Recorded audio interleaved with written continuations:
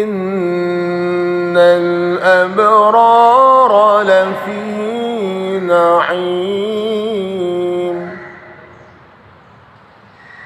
وإن الفجار لفي جحيم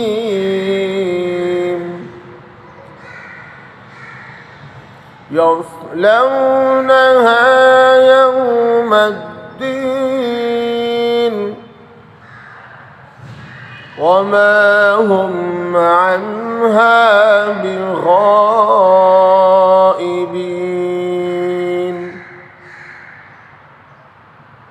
وما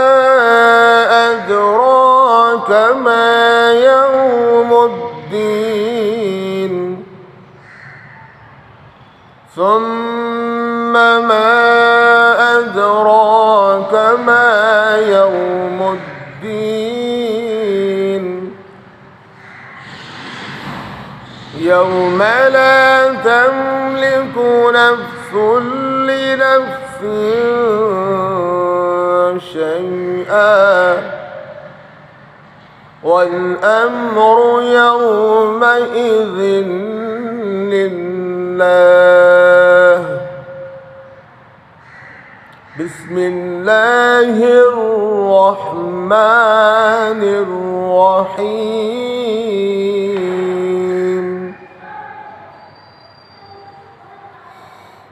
قل هو الله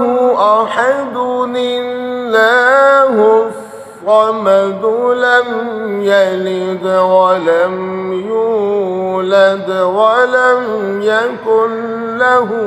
كفوا أحد صدق الله